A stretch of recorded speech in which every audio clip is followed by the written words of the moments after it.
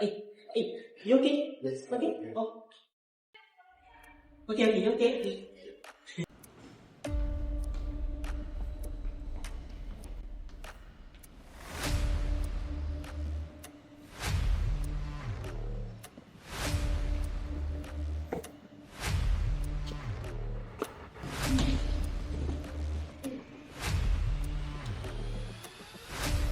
Fine. Fine.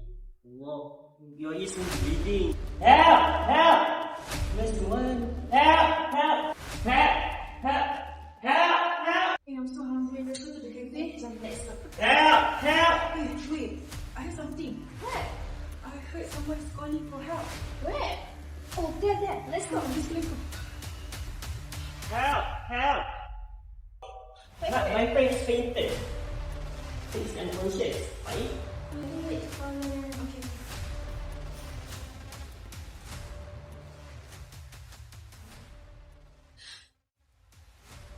Guys, what is going on? He is unconscious. Is he Yes. going to wake up? Yes, but he's not waking up. Really? He's sleeping. Okay, guys. First of all, we need to clean his face. And look at it. I'm a first aider, so he doesn't need. I know what to do. Can you guys help me? Yes. Okay, guys. First of all, we need to find the things that can raise his leg. Can you go please find it? Yes, I can. Okay. Second, do you guys have any extra food? Yes, I have. But why? Because we need to keep his boyfriend to warm. Today, Just color the whole body.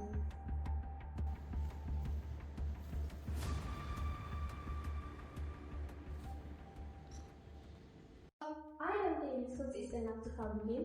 Can I borrow your jacket, please? Yes, of course. Wait, I put this out first. You.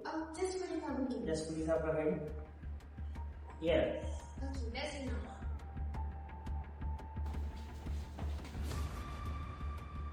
Okay, here. Right now, what should we do? Okay, we need to raise his leg on top of this chair. Then, this is to make sure his blood get into his vital organ. Help me raise his leg.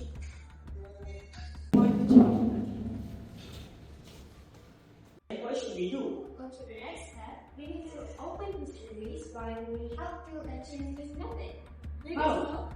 Okay, let's go beside him first. First, we need to put one hand on his forehead, and then two fingers underneath his chin, and then tilt the head backward.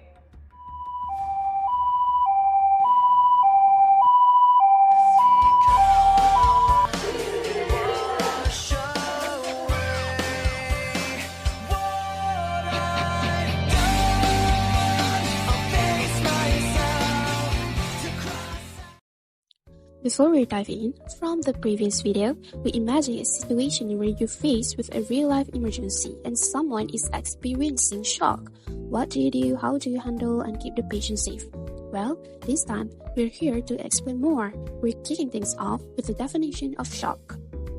Shock is a life-threatening condition where your body isn't getting enough blood flow, meaning your organs and tissues are not receiving the oxygen and nutrients they desperately need. This lack of circulation can cause severe damage, and if not treated, it can even lead to death. It's a medical emergency that requires quick action, so understanding it is the first step in managing it effectively.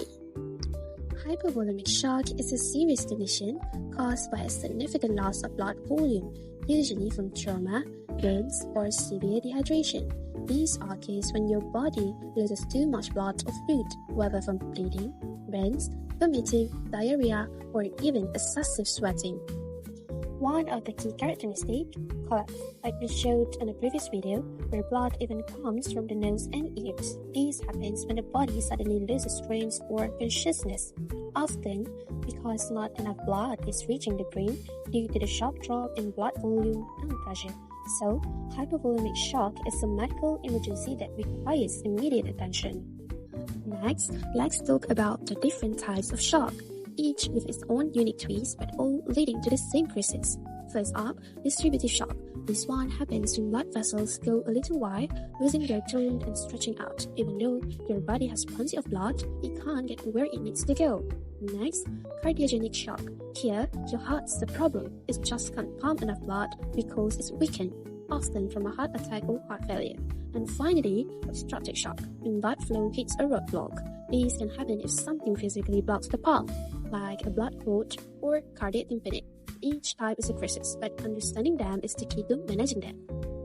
Next is the stages of shock, which is guide to progressive severity. As you guys can see, the stage of shock has 3, which are the compensatory shock, progressive shock, and the last one is the irreversible shock. First is compensatory shock. For this stage, I will explain more in the next slide.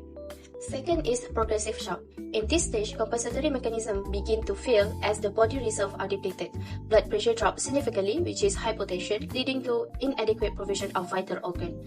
Symptoms become more pronounced, including a weak or rapid pulse, shallow and rapid breathing, cold and clammy skin, convulsion, and disorientation. The patient may experience oliguria, which is decrease of urine production. The last one is irreversible shock. This final stage is characterized by widespread cellular and tissue damage due to prolonged oxygen deprivation. Multiple organ dysfunction syndrome can develop, involving the failure of multiple organs.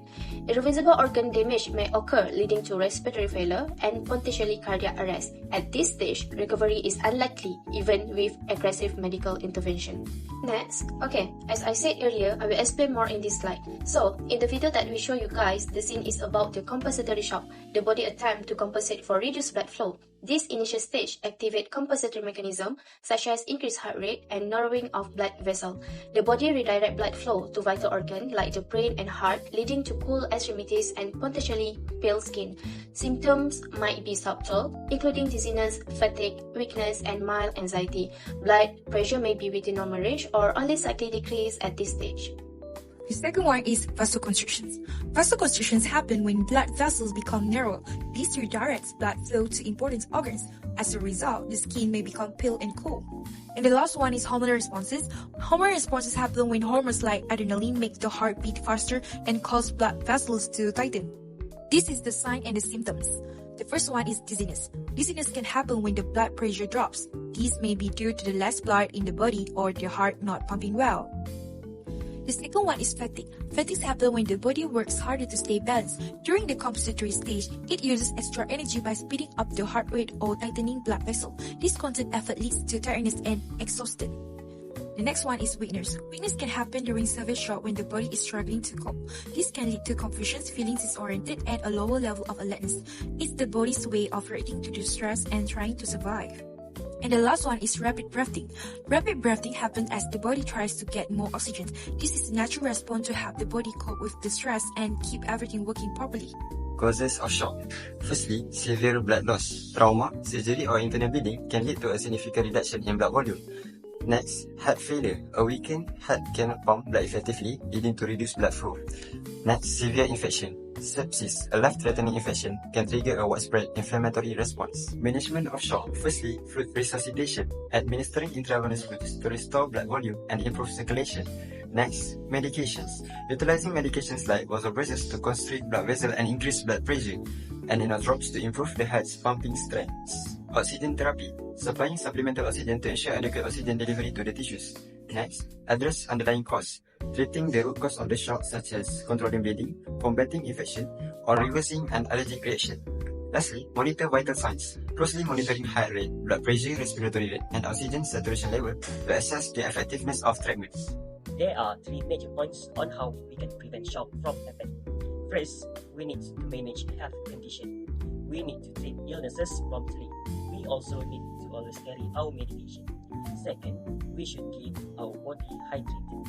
We should drink enough water every day and make sure to have balanced diet.